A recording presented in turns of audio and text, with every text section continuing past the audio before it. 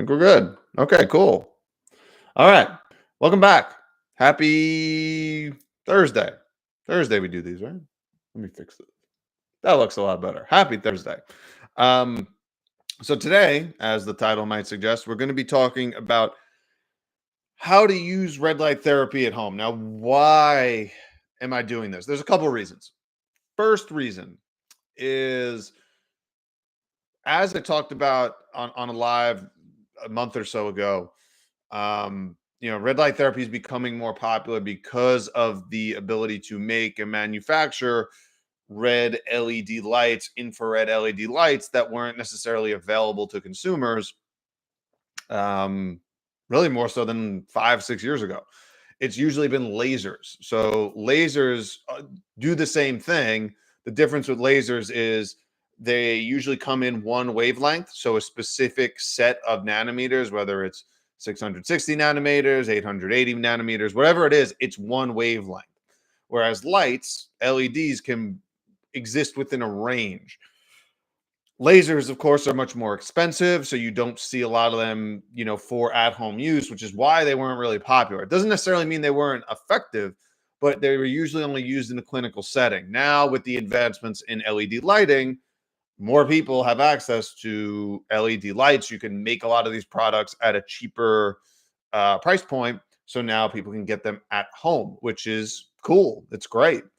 Um, and over the past month, I've done a couple lives with one of the CEOs of a red light company from Fringe called Fringe, Dr. Allison Evans.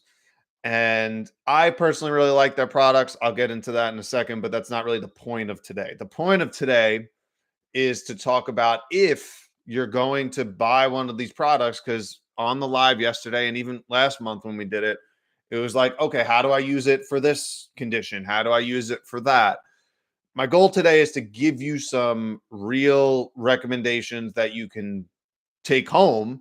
So if you buy one of these, you can feel confident in using it, right? So that's really what today is about, is doing that. Now, if you want kind of the written version of this, what I would suggest is joining my newsletter, Becoming Invincible. It's linked in the description on YouTube, in my bio on Instagram. Sign up. It's free. I'm going to have all this written out for you, so it's going to be available. You could refer back to it. I appreciate you, of course, sharing, this content too, but you'll have it written. You could refer back to it. It's easy. So that's my call to action for today. Join the newsletter if you're not already part of it. I'm doing them about twice a week now. It's going to be more actionable, going to be covering stuff in a bit of a different way, and hopefully you can use it as something that you could share, with your people, right, with your audience, with your family, to maybe get them to do one thing that might help them be a little bit healthier. Now, where to start? So I'm not going to go too much into the benefits of photobiomodulation or red light therapy. I actually did that a few weeks ago, so you could refer to the video or the newsletter, which is on my website. So go into that. But what you need to know is that red light, infrared light therapy, by the way, when I say red light therapy, I do also mean to include near infrared. It's a lot to kind of continue to repeat that. That's also why, by the way, when you see the term photobiomodulation or PBM, it's the same thing. So it's just a more all-inclusive term, and it's probably a little bit easier to kind of, get on top of with that. So what are some things that you want to be aware of? Well, one, I talked about this last night, and every time I talk about light, sunlight is the best source of light. Red light devices, infrared devices do not replace it.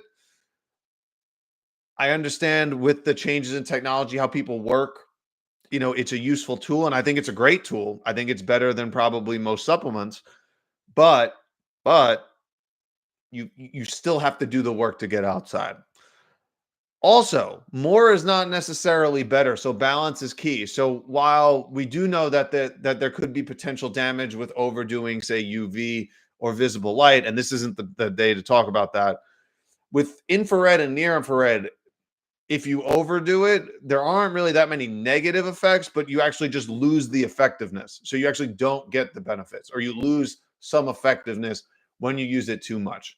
So it isn't, a more is better type of situation always. I would say you need to also incorporate times for recovery, which again, that makes sense. The sun isn't out 24 hours a day. Generally speaking, it's up for 12 hours and down for 12 hours. Obviously, depending on where you live, that changes, but you get the idea. The sun's not out all day. You shouldn't be in front of, say, a red light all day. Just, kind of think about it that way. Um, I would say if you're using it for an injury, you want to give yourself 12 to 24 hours post injury before you start using it. So if it's absolutely acute, within those first 24 hours, I would probably stick more to, you know, whether it's ice or rest, just to kind of get some of that inflammation down. Within a day or so, I would say you can introduce red light therapy or near infrared. That's what I would recommend. Also, remember, healing doesn't happen in a vacuum, right? So, red light in and of itself is not going to heal everything. You have to make sure you're getting the proper sleep to repair and heal. You got to make sure you're getting proper nutrition, making better lifestyle choices, getting out of say, blue lights at night. Like all of these things are going to play a role. So, basic guidelines before we get in. Now, what are you going to look for when you're purchasing a photobiomodulation or red light therapy device? There are four main things you want to look out for. They're the wavelength of the device. What wavelengths are they giving off? The power, the irradiance, and the dosage. Now we're going to go into what each of those mean. So if you don't know what those mean, that means we're going to get into it. Now, what I will say, by far the most important one is the wavelength, because if you're not getting the correct wavelengths, you're not going to get the correct effects. Now, what does wavelength mean? We talked about it already. UV is a band of wavelengths. Visible light is a band of wavelengths. Each of those comes with a variety of different benefits. So when you're getting a device, you want to make sure you're getting the right wavelengths. This is particularly important for red and infrared light because red and infrared light are able to penetrate the skin much more deeply than, say, UV or ultraviolet. Now, generally speaking, we've talked about this before, generally speaking, the longer the wavelength, the deeper something can penetrate a surface, right? So keep that in mind. Now, so you want to make sure you're using devices that can get deeper below the skin so that it can actually have the effects they're supposed to have, right? So we have different chromophores in the body. I've talked about this before. Chromophores are effectively just substances in the body that can absorb light. Now, water is a chromophore, the most abundant chromophore that we have, and it can absorb light up to 1,064 nanometers that we're aware of, give or take. But yeah. Now, what we tend to see as far as the research, what wavelengths are most therapeutic, they tend to be in the 600s and in the 800s. Now, it's not, again, a specific number. And you have to remember a lot of this older light research, it was done on lasers because that's what was available. Now with LEDs, you can use a wider spectrum of wavelengths. So with lasers, they tended to be within the 600s, within the 800s. And now we're seeing, as this comes out more when we're using LED type devices, the 600s are going to be your red band and the 800s are that near infrared. So when you're looking at devices and you're seeing the wavelengths, this is the first thing you want to look for. Now, the power is the rate of energy that's supplied by a wrap, by a panel, whatever it is you're using. And it's usually expressed in rated watts. Now, you don't need to know too much about it, but how they come up with this number is basically it's the number of watts per LED times the number of LED lights. So for example, if you have a 1,000 watt panel, there's many different ways you can get there. One way could be having 200 5-watt LEDs. Another way could be having 110-watt LEDs or 1,000 1-watt LEDs.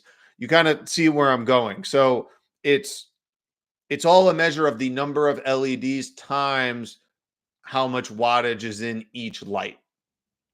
So generally speaking, if you're looking at a panel, They could range anywhere from around $250 to 900-ish, depending on, the company. And generally the each LED is about 3 to 5 watts, right? So for example, a 120-watt panel could be 12 LED lights that are 10 watts each. It could be 24 lights that are 5 watts each. A lot of different ways you could go about that. 3 is a radiance. So a radiance is the measure of the amount of light at a point when it contacts the skin. And it's usually measured in milliwatts per centimeter squared. Now, I talked about this the last time I talked about red light. Again, based on the evidence that we have, the best efficacy for red light and near infrared light therapy are between 5 and 50 milliwatts per centimeter squared. Now, why is that important? I'll come back to why that's important in a as we go, but just kind of keep that in mind. If you're looking for a radiance, you want somewhere between 5 and 50 milliwatts per centimeter squared. Dosage is the energy intensity that's applied to an area, a person, what have you. And generally, you're going to take whatever that target dose is. You're going to, there's an equation you can use. You're going to multiply it. You're going to use it. You're going to divide it based on the time and the irradiance, because obviously time is going to be another factor with exposure, but also distances. And we're going to get to that in a bit. But those are generally the 4 things you want to kind of take note of. It's wavelength, power, irradiance, and dosage when you're purchasing a product. Now, I mentioned, as a consumer, what does this all kind of mean? Is generally, in my opinion, you want to be searching for a product that is as close to replicating sunlight as possible, because that is what we are adapted to. We're adapted to the light given off by the sun. About 42% of it is in the red and infrared range. So I mentioned 5 to 50 milliwatts per centimeter squared. Here's an interesting thing. Sunlight typically comes in around 88 milliwatts per centimeter squared of intensity at when it reaches the Earth's surface. So, but that's the entire bandwidth of sunlight. That's going to include UV, that's going to include visible light, and then all the infrared light.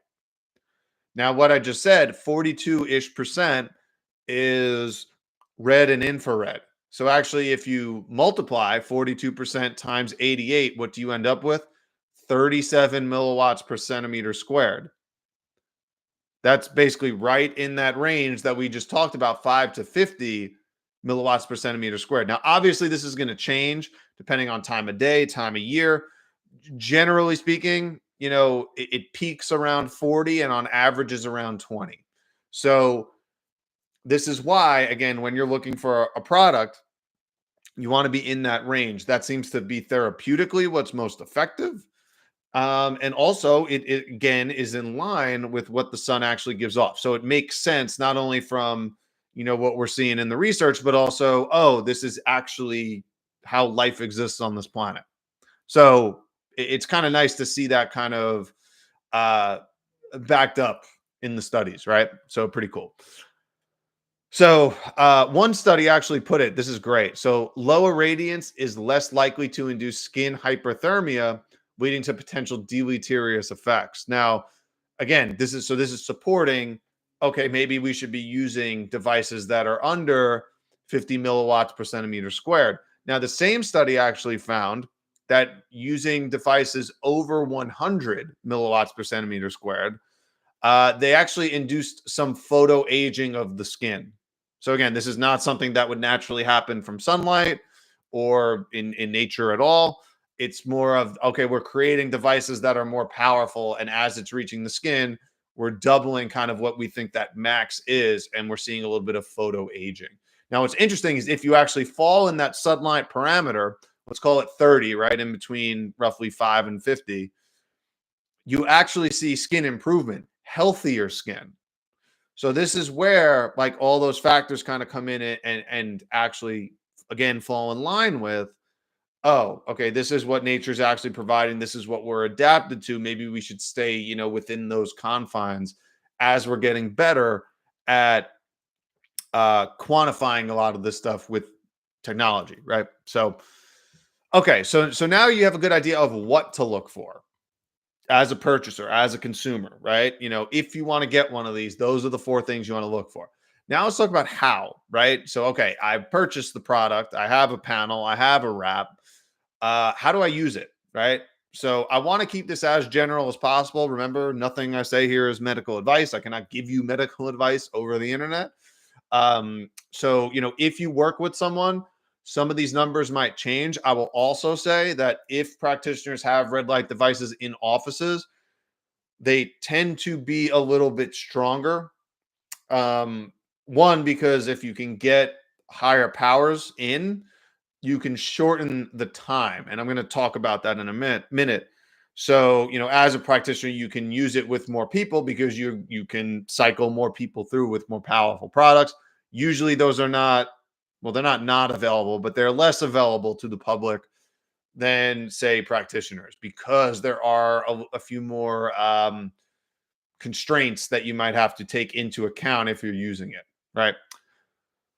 Another reason why I like Fringe is because everything they make is in line with the sun, which I think, as a consumer, the legwork that you have to do is very low, which is, in my opinion, very important. So, what are you looking for? How are you going to use this at home? So, there's four, again, main things you want to consider if you're trying to put together a protocol yourself at home. Now, I will be the first to tell you, I would recommend you working with a practitioner to suggest this for you, because everyone has different need states, everyone has different skin tones. All these things kind of play a role. But those four things are distance, time, interval, and frequency. Now, I know time, interval, and frequency all sound similar.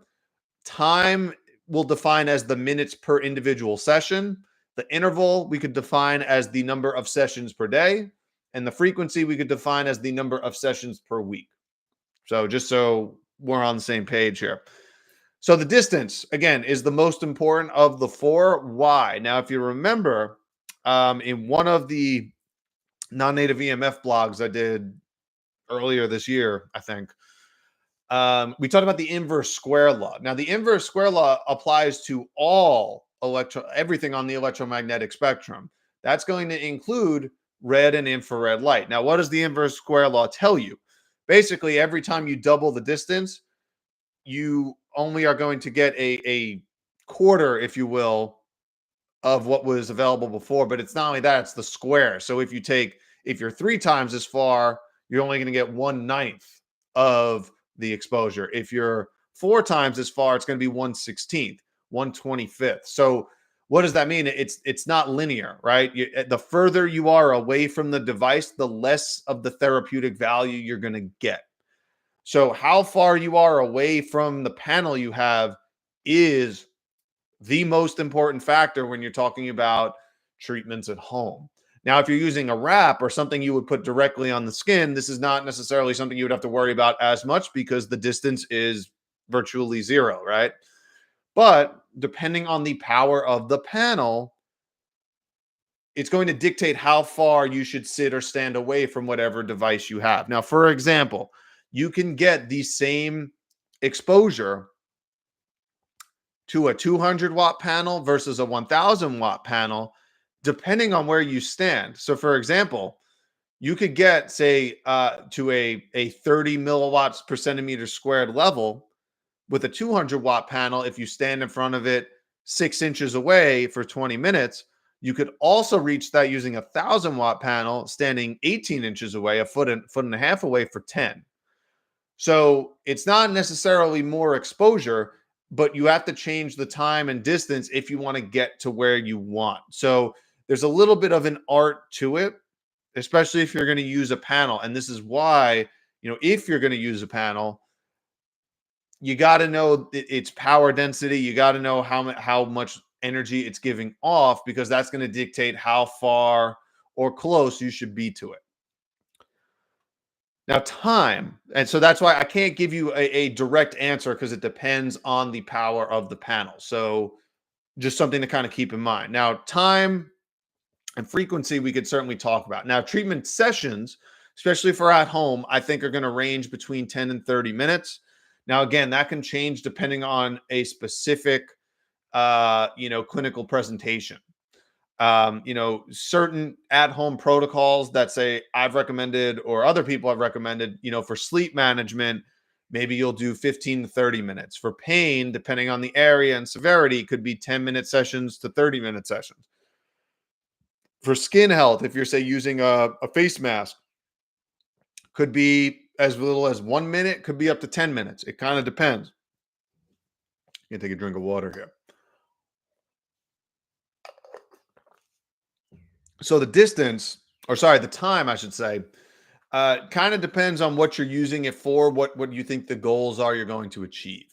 Now, as far as the interval and frequency, I tend to look at, again, for at-home use, depending on the type you have, I recommend one area of the body one time per day. So what does that mean? If I have a wrap, maybe I use it over my abdomen for one session, but then I could also use it on my elbow the same day. So it's 2 sessions, but because it's a wrap, because there's no real overlap in those areas, you could hypothetically, have a session in those different areas, and you're not going to get overlap, if that makes any sense. So, and it could be 3. Maybe it's gut health, maybe it's your elbow, but also maybe it's your head, right? Whether it's for sleep or brain health or what have you, you could do all 3 at a session from 10 to 30 minutes for each session. But I would do each area of the body again only once per day. So, and why once per day? So what we do know, the best data we have suggests that, like, if you do a red light therapy treatment, generally the effects can last up to 24 to 48 hours following that session, which is pretty cool. So you really only need to do 1 session per body part per day. And generally, for at-home use for most things, 1 session per body part 3 to 5 times a week should get you to where you need to go. Now, in the newsletter tomorrow and in the blog for tomorrow, I'll have kind of a graphic that explains all this. So you don't need to necessarily remember all this. So if you're signed up for the newsletter, you'll get it. If you go to my website, insideouthealthwellness.com, it'll be there too. So you could either screenshot it, take a picture, whatever you want to do, it'll be there. So you could use that. So again, generally speaking, per day, for most things, 1 session per day, per body part, 3 to 5 times a week should get you to where you want to go if you're using red light therapy, using a reasonable device at home. Okay, next. So what to watch out for? So are there any contraindications? Are there reasons why you might not want to use it, or things that you should be aware of, right? So first one I would say is photosensitivity. Now, generally, I will say this is general, and I'll get into this in a second, but usually it's going to be due to certain medical conditions or medications. I find a lot of times it's actually the latter. There's many medications. I'll go over a list in a bit that induce photosensitivity. Sometimes direct eye exposure can be too much in that case. So just, again, kind of have to know where you're at. As of right now, again, I would now recommend doing it over an active cancer site or not over the abdomen during pregnancy. Now, what I will say is the studies don't support that, but that's not even an accurate thing to say. It's just that the studies don't exist. And those are usually the default things that you're going to say. So I'm not saying no one wants to be the person who does a study on, say, a pregnant woman and has the one adverse outcome. So you will not get funding for a lot of things that are done specifically, say, on pregnant women or over active cancer sites. There's a lot of reasons as to why that happens. Many of them are political, but this is very much, I'm going to say that for what it is right now. Be aware of that. Epilepsy. So epilepsy generally isn't a problem unless the devices you're using have a very high flicker rate or are pulsed. So flicker and pulse are a little different. I'll get into that in a second. And then you don't want to be using it over, say, like an active bleeding site. Why? Photobiomodulation is actually going to increase circulation, generally speaking, to that area. So if you are actively bleeding, probably not good to encourage more blood flow to that area if you want it to clot, right? So you can create a clot so you can heal. So probably not something you want to do in that sense. Now, what should you feel? Generally speaking, especially if it has some infrared wavelengths, you want to feel a mild warmth in the area that is exposed to the light. What you don't want to feel is hot. So you should not feel a sensation of hot. You want to feel a comfortable warmth. If it's hot, there's a few things you can do. The obvious one is shut off whatever you're using, not stop using it. The other things you could do are some of the things we've talked about, right? You could increase the distance. You can reduce maybe the intensity or reduce the time in front so you don't get to that point. What I will say is generally, if there is some sort of photosensitivity or hot, if it's not a malfunction of the device, usually this tends to improve with time. It could be just again, a UV light, visible light versus infrared imbalance, which most people are. We live inside in front of blue lit screens most of the time, spend over 90-ish% of our time inside. So not it's becoming more common, but also medications are going to do it. And again, I'll get to that. So if it's too high intensity, some of the things you might experience might be a rash, might be skin redness, hyperpigmentation, heat blistered, or a sunburn type of reaction. Um, those are usually the most common. Rare, it can happen, but you might feel drowsy or tired or dizzy. Those are much less common than the minor kind of skin presentations that you'll see. Now, skin tone. This actually does matter. So generally speaking, the darker the skin tone you have, the more melanin you have in your skin. This is important because melanin is dark. It's what creates dark skin tones, right? Squid ink, right, is dark. It's almost black. It has a very high amount of melanin. That's what makes it that rich, thick black color.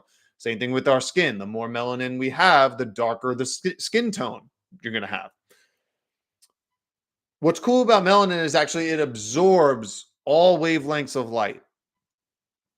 So what does that mean as a user at home? Is generally speaking, if you have a darker skin tone, you're going to need less time in front of whatever device it is you're using because that melanin is going to be more efficient at taking in that light.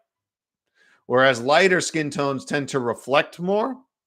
So you're going to need more time relative to someone who has a darker skin tone.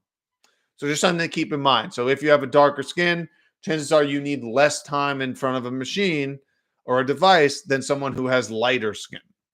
Now, I want to bring it back to the drugs that we were talking about, the photosensitivity reactions. Most often, I find these are due to, well, it's one of two things. One is if someone is so circadian mismatched, they stay up late at night, they don't go outside during the day, they literally just spend their time in front of screens. That's a big one. Slowly shifting that is going to help with that sensitivity. Also, wearing sunglasses outside all the time. You want to be exposed to those natural light sources as much as possible. Um, but the other big thing that can do it is medications. So a lot of medications actually make you more photosensitive, more sensitive to light. These include, but are not limited to, antibiotics, antifungals, antihistamines, antipsychotic drugs, cardiac drugs, cholesterol drugs, blood thinners, NSAIDs, oral contraceptives, bladder drugs, overactive bladder drugs like diuretics, tranquilizers, sulfa drugs, and antidepressants. All of these actually make you more sensitive to light. Now, obviously, like this goes without saying, but if this is something you really want to use, work with your doctor, take the steps you need to either start slowing, reducing the need for these medications, reducing the dosage.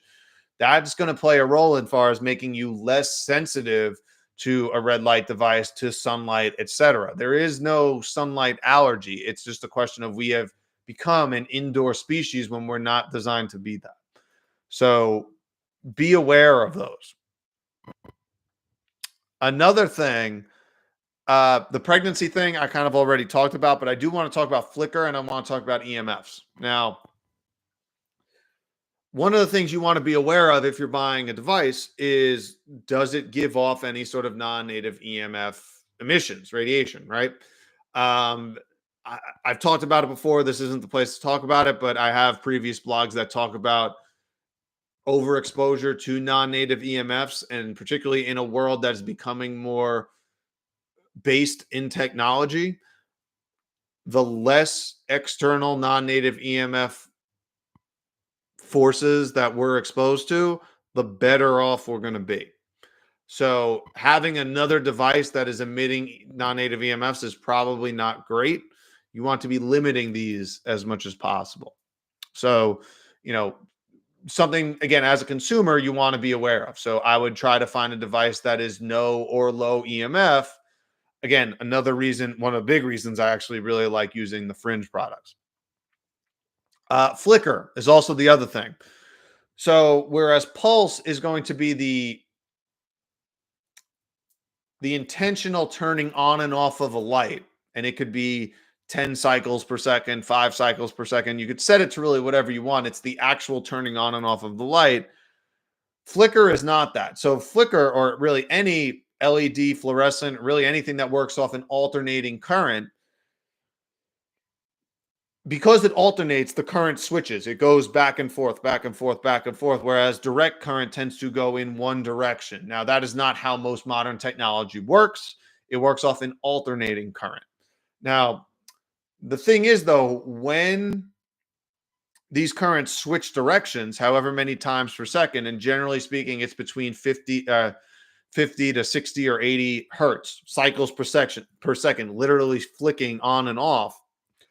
Our eyes can't pick that up because it's too fast, but our brain and nervous system does. Now, some people, if you have a newer phone or camera, you can actually videotape, say like an LED light or a fluorescent light, and just videotape, however, 10 seconds, 15 seconds, however long while it's on.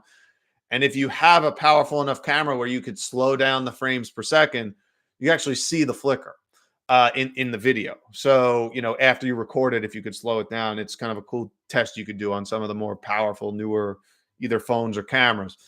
But this flicker is a problem, especially for the nervous system, because even though we don't perceive it visually, it's happening. And we have photoreceptors in our eyes that have nothing to do with vision, but pick up those inputs. So they're constantly picking up the on, off, on, off, on, off 50 to 60 times per second, whether we see it or not. Some of the things that are associated with flicker are things like headaches, migraines, eye strain, double vision, stress, poor concentration, fatigue, irritability. Folks who have, say, ADD, ADHD, or maybe on the spectrum usually see a worsening of symptoms. So one of the videos I posted that went viral was actually an experiment done by John Ott, where they shut all the windows in a classroom. They blocked the light coming in and just used essentially fluorescent lights in a classroom. This was in the 70s. And they found the kids were way more hyperactive. And then all they did was change the lights in the room. And they had much better behavioral responses from these kids. Pretty wild. Again, I posted a video on it a while back. You could check it out. But it's there's a real thing that was done in the 70s by John Ott. Very cool. So reason I'm saying this is flicker is one of the reasons why this is a problem. So you want to get a device. If it's on an alternating current, there's going to be some flicker. It's very hard to get it to zero, but the closer you can get to 1% and below, the better off you're going to be. And generally speaking, under 1% is considered safe. The closer you get to zero, the better off you're going to be. So as far as, taking another sip of water, what you're looking for as a consumer. Well, A, we went over how to use the product, so that's important. But B, we also went over what are you looking for as a consumer? Like, what do you want in a product? How do you use it at home? So I hope I made that pretty clear today. Obviously, there's a lot of devices. There's more companies coming out of the woodwork literally every day. This has been a thing I would say for the last, again, probably since around 2018, when the LED technology became good enough to allow for this to happen at a mass rate. So that's for what it is. But just again, for at home use, you want wavelengths in the 600 to 800 nanometers. You're looking for intensity that's between 5 to 50 milliwatts per centimeter squared. The distance is going to depend on the power of the power of whatever device you're using. So it's tough to give specifics for that. Generally, though, you want to do a 10 to 30-minute session. You want one session per body part per day. And generally, you could do this 3 to 5 times per week. And that's a fairly universal protocol that most people can do for most things safely. Again, this is not medical advice. Last thing I want to say before we go, I like using the fringe products right now. Those are my favorite because getting to know the CEO a little bit, what their mission is, they are specifically designing products that are supposed to replicate this, or as close to replicating the sun as we can do from a technological standpoint so far. And it seems to be their mission to continue to do that. The other nice part about it is they have kind of a versatile line of products. They have wraps, they have panels, they have face masks, and they're all meant to, again, replicate what you're going to get from getting outdoor exposure to sunlight, or at least as close as you could get in the red and infrared range. You're obviously not getting the UV or the visible light, but some of the visible light in the red, but not all of it. But my point is, I think they're the best for those reasons. They don't give off any non-native EMFs, which to me is a huge plus. And then also, as far as cost, some of these can get really pricey really quick. And I believe they have a very fair price point relative to a lot of the other more popular companies, especially in the United States right now. And you're not necessarily giving up power. And like you said, like I said before, there's an artistry to this. You could adjust your exposure by increasing time or decreasing distance. So there's a little bit of an art to it. I will say very quickly, I do have a promotion code running with them from now until May 22nd. It's VIN15, VIN15. You'll get 15% off all their products. You can use the link in my bio. You could use the link. It'll be in the newsletter tomorrow. If you're looking to purchase them, these are the ones that I use in practice at my home. I just like the price point. I like where their mission is, and I really like where they're going. So from a philosophical standpoint, from a product quality standpoint, from a price point, they check a lot of boxes. And they're very transparent with what they do, which is, I think, very cool. And especially as a younger, smaller company, it's cool to see that. So if you want to check them out, that's available for you. The last thing before we go, if you haven't signed up for the Becoming Invincible newsletter yet, please do. Twice a week they're coming out. I'm putting a lot of effort and information into them. So again, hopefully it could give you some tidbits, some information you can take home to use and hopefully better your own life. But maybe someone else, in your life too, it could be worthwhile sharing. I know it's another newsletter and there's a lot of them out there, but my goal with this is to make it more actionable and give you deeper information than I'm just selling you a product. There's more actionable stuff, more clickable links, more useful information that you can use. And I'm putting recipes and exercises and everything in there. So, okay. I hope you guys have a wonderful weekend.